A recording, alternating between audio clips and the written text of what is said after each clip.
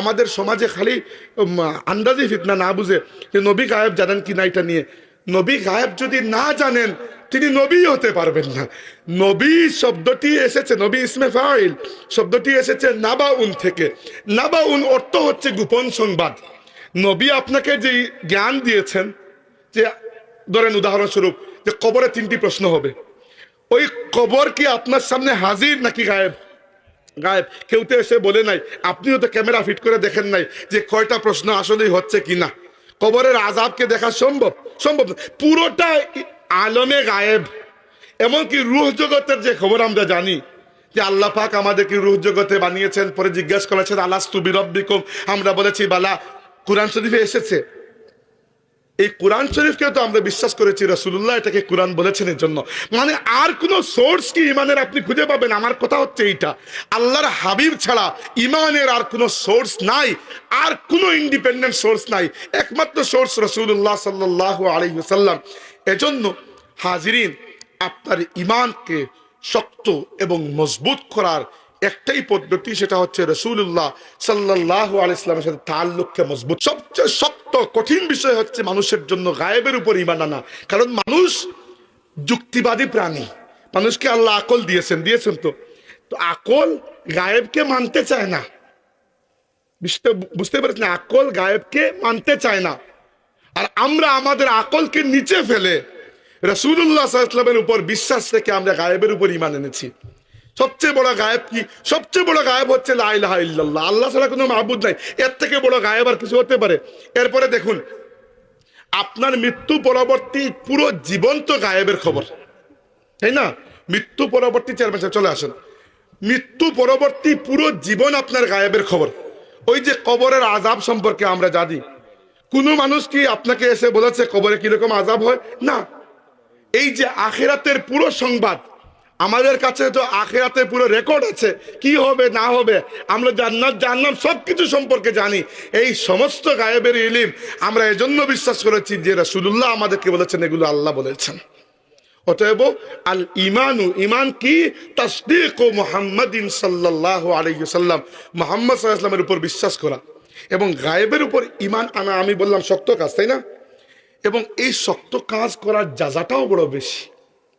হাদিসে এসেছে, জান্নাতীরা যখন জান্নাতে চলে যাবে, আল্লাহ জাল্লা ওয়া আলা তাবারাকা ওয়া তাআলা জান্নাতীদেরকে জিজ্ঞেস করবেন, আমার বান্দারা তোমরা কি খুশি আমার উপর? জান্নাতীরা বলবে, রব্বে কারীম, তুমি আমাদেরকে আযাব থেকে নাজাত দিয়েছো, মানুষের সামনে বেইজ্জত করো নাই, আর এত বড় বড় নিয়ামত দিয়েছো যেটা চিন্তারও বাইরে, আমরা খুশি হব না তো কি হব? আল্লাহ বলবেন, তোমরা কি এতটুকুতে খুশি? আর কিছু চাও না? মানব জাতি বলবে, আল্লাহ আর তো কিছু চাওয়ারই নাই, আমাদের সেন্স তো কাজ করবে না যে এর থেকে বেশিও যে কিছু চাওয়া যায়, আমাদের আকল তো লিমিটেড। আল্লাহ তাবারাকা ওয়া তাআলা তখন বলবেন, তোমরা কি আমাকে দেখতে চাও না? সুবহানাল্লাহিল আযীম। জান্নাতীরা জান্নাতে যাওয়ার পর হতভম্ব, আল্লাহ এটাও কি সম্ভব? আল্লাহ তাবারাকা ওয়া তাআলা তার নূরের হিজাব উঠিয়ে দেবেন। হাবিবে খুদা সাল্লাল্লাহু আলাইহি ওয়াসাল্লাম বলেছেন যে পূর্ণিমার রাতে আকাশ পরিষ্কার থাকলে চাঁদকে দেখতে যেরকম কোনো সমস্যা হয় না, কোনো ব্যাগ পেতে হয় না, জান্নাতীরা তাদের জান্নাতি চোখে এইরকম আল্লাহ তাবারাকা ওয়া তাআলার ওয়াজহে কারীম অবলোকন করবে। আজকে যে রবকে না দেখে সেজদা দিচ্ছেন, হয়তো রব সেদিন তৌফিক দিবেন, দেখে দেখে রবের কুদরতের কদমে আপনি সেজদা করবেন। কিসের জাযা এটা? গায়েবের উপর ঈমান আনার জাযা। আল্লাযীনা ইউমিনুনা বিল গায়ব।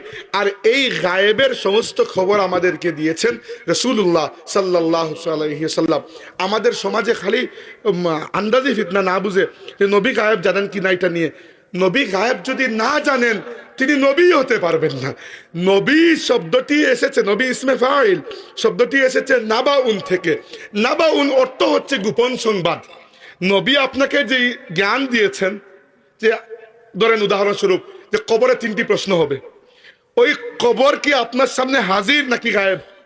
গায়েব। কেউ তো এসে বলে নাই, আপনিও তো ক্যামেরা ফিট করে দেখেন নাই যে কয়টা প্রশ্ন আসলেই হচ্ছে কিনা। কবরের আযাবকে দেখা সম্ভব? সম্ভব না। পুরোটা আলমে গায়েব। এমনকি রূহ জগতের যে খবর আমরা জানি যে আল্লাহ পাক আমাদেরকে রূহ জগতে বানিয়েছেন, পরে জিজ্ঞাসা করেছেন আলাস্তু বিরব্বিকুম, আমরা বলেছি বালা। কোরআন শরীফে এসেছে। এই কোরআন শরীফকে তো আমরা বিশ্বাস করেছি, রাসূলুল্লাহ এটাকে কোরআন বলেছেন এর জন্য। মানে আর কোন সোর্স কি ইমানের আপনি খুঁজে পাবেন? আমার কথা হচ্ছে এইটা, আল্লাহর হাবিব ছাড়া ইমানের আর কোন সোর্স নাই, আর কোন ইন্ডিপেন্ডেন্ট সোর্স নাই, একমাত্র সোর্স রাসূলুল্লাহ সাল্লাল্লাহু আলাইহি ওয়াসাল্লাম। এজন্য হাজিরিন, আপনার ইমানকে শক্ত এবং মজবুত করার একটাই পদ্ধতি, সেটা হচ্ছে রাসূলুল্লাহ সাল্লাল্লাহু আলাইহি ওয়াসাল্লামের সাথে তাআল্লুককে মজবুত করা। আল্লাহর নবীর সাথে তাআল্লুককে মজবুত করার মাধ্যমে উস্তুনে হান্নানা, সহিহ বুখারী, সহিহ মুসলিম, সুনানে আবু দাউদ, আমি অন্তত 3টি কিতাবের মধ্যে হাদিস পেয়েছি, আরো থাকতে পারে। এইরকম মান্যবর হাদিসের কিতাবের মধ্যে একটা শুকনো খেজুর গাছের কাটা টুকরোর কথা স্থান পেয়েছে। এটাও আমাদের ইতিহাসে বরেণ্য। কি জন্য? সহিহ মুসলিম শরীফের রিওয়ায়াত, জাবির ইবনে আব্দুল্লাহ রাদিয়াল্লাহু আনহু বয়ান করেছেন, এক আনসারী সাহাবী এসে বললেন, ইয়া রাসূলুল্লাহ সাল্লাল্লাহু আলাইহি ওয়াসাল্লাম, আমার কাছে একটা ছেলে আছে, এটা কাঠমিস্ত্রি, সে অনেক ভালো কাঠের কাজ জানে। আল্লাহ নবী তখন নতুন নতুন মদিনায় গিয়েছেন, কয়েক মাস মাত্র হয়েছে, মসজিদে নববী শরীফ তৈরি করেছেন। মসজিদে নববী শরীফ আজকের মসজিদ নববী নয়, আজকের মসজিদে নববী তো এদিক থেকে ওদিক পর্যন্ত যাইতে ক্লান্ত লাগে, এত বড় 20 লক্ষ মানুষ একসাথে নামাজ পড়তে পারে। তৎকালীন মসজিদে নববী ছিল, আমি ইতিহাস দেখেছি তারিখুল মদিনাতে, সে মাত্র 30 ফিট বাই 35 ফিট, কোনো মতে 3টা কামরাও হবে না আজকের যুগের হিসাব করলে, এত ছোট।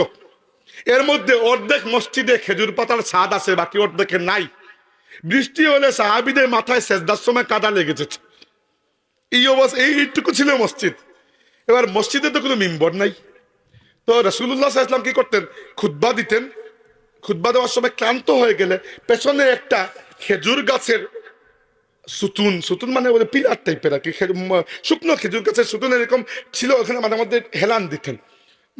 দাঁড়িয়ে দাঁড়িয়ে ক্লান্ত হয়ে গেলে মাঝে মধ্যে হেলান দিতেন, এতটুকুই।